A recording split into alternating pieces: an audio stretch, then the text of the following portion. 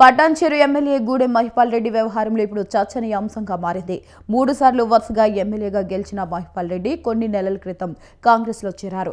అయితే ఆయనపై అనర్హత వేటు వేయాలని బీఆర్ఎస్ కోరడంతో స్పీకర్ నోటీసులు జారీ చేశారు. తాను కాంగ్రెస్లో చేరలేదని స్పీకర్కు చెప్పారు. స్పీకర్ కూడా ఆయనకు క్లీన్ చిట్ ఇచ్చారు. కానీ తాజాగా తాను కాంగ్రెస్లో చేరి తప్పు చేశానని మహిపాల్ రెడ్డి వ్యాఖ్యానించారు. ఇప్పుడు ఇదే చర్చనీయాంశంగా మారింది.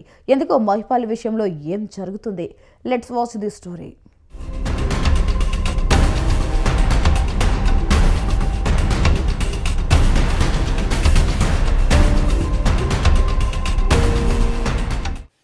పటాన్చెరు ఎమ్మెల్యే ఇప్పుడు ఏ పార్టీలో ఉన్నారు? స్పీకర్ దగ్గర చెప్పిందంతా అబద్ధమేనా? ఇప్పుడు ఇదే చర్చ పొలిటికల్ సర్కిల్స్లో జరుగుతోంది. 2023లో కాంగ్రెస్ పార్టీ అధికారంలోకి వచ్చిన తర్వాత 10 మంది ఎమ్మెల్యేలు బీఆర్ఎస్ నుంచి ఫిరాయించారు. వారిలో పటాన్చెరు ఎమ్మెల్యే గూడెం మహిపాల్ రెడ్డి కూడా ఉన్నారు. ఈ 10 మంది ఎమ్మెల్యేలపై అనర్హత వేటు వేయాలని కోరుతూ బీఆర్ఎస్ పార్టీ అసెంబ్లీ స్పీకర్ గడ్డం ప్రసాద్ కుమార్కు ఫిర్యాదు చేసింది. ఆయన ఈ విషయంలో నిర్ణయం తీసుకోవడం ఆలస్యం చేస్తూ ఉండడంతో బీఆర్ఎస్ పార్టీ న్యాయస్థానాన్ని ఆశ్రయించింది. సుప్రీంకోర్టు ఈ అంశంలో వెంటనే చర్యలు తీసుకోవాలని స్పీకర్ గడ్డం ప్రసాద్ను ఆదేశించింది. దీంతో దఫాల వారీగా స్పీకర్ వారికి నోటీసులిచ్చి వివరణ తీసుకున్నారు. పటాన్చెరు ఎమ్మెల్యే మహిపాల్ రెడ్డి కూడా ఈ నోటీసులు అందుకున్న వారిలో ఉన్నారు. ఆయన కూడా స్పీకర్ను కలిసి వివరణ ఇచ్చారు. స్పీకర్కు వివరణ ఇచ్చిన సమయంలో తాను కాంగ్రెస్ పార్టీలో చేరలేదని, కేవలం మర్యాదపూర్వకంగా సీఎం రేవంత్ రెడ్డిని కలిశానని మహిపాల్ రెడ్డి చెప్పుకున్నారు. స్పీకర్ గడ్డం ప్రసాద్ కుమార్ కూడా గూడెం కాంగ్రెస్లో చేరాడని చెప్పడానికి ఎలాంటి ఆధారాలు లేవని చెబుతూ ఆయనకు క్లీన్ చిట్ ఇచ్చారు.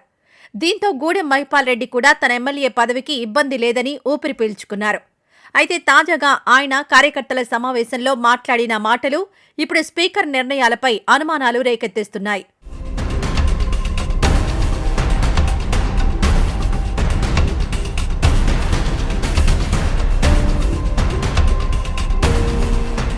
కాంగ్రెస్ పార్టీలో చేరి తాను తప్పటడుగు వేశానని, ఆ పార్టీలో చేరడం వల్ల తనకు వెంట్రుక మందం లాభం కూడా జరగలేదని వాపోయారు. కాబట్టి వచ్చే మున్సిపల్ ఎన్నికల్లో అందరూ బీఆర్ఎస్ విజయం కోసం కష్టపడాలని తన అనుచరులు కార్యకర్తలకు చెప్పారు. పటాన్చెరు నియోజకవర్గంలో ఉన్న అన్ని వార్డుల్లో బీఆర్ఎస్ వాళ్లే గెలిచేలా కష్టపడదామని ఆయన పిలుపునిచ్చారు.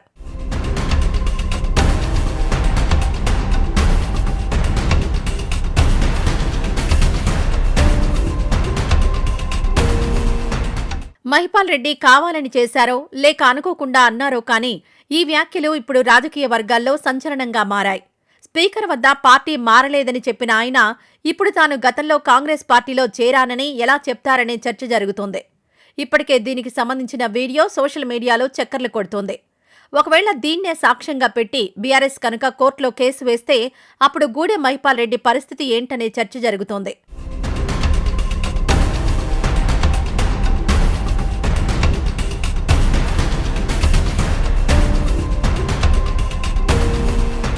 పటాన్చెరు నుంచి వరుసగా 2014, 2018, 2023 అసెంబ్లీ ఎన్నికల్లో మహిపాల్ రెడ్డి గెలుపొందారు.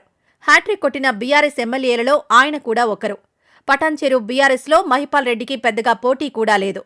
కానీ రాష్ట్రంలో అధికారం కోల్పోవడంతో గూడెం ఫ్లేట్ ఫిరాయించారు. కొన్ని వారాలకే ఆయన కాంగ్రెస్ కండువా కప్పుకున్నారు. అయితే పటాన్చెరు కాంగ్రెస్లో గూడెం మహిపాల్ రెడ్డికి భారీగా పోటీ ఉంది.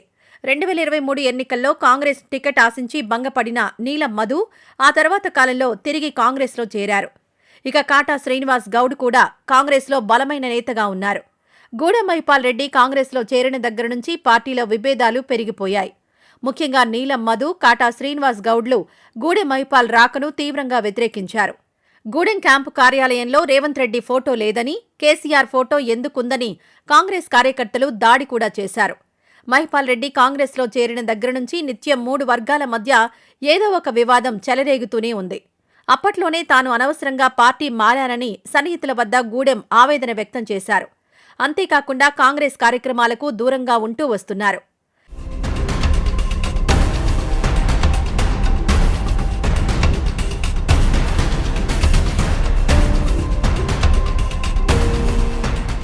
ఒకవైపు కాంగ్రెస్లో ఇమడలేక, మరోవైపు పార్టీ ఫిరాయింపుల కేసు బాధ పడలేక గూడెం నిత్యం సతమతమయ్యారు.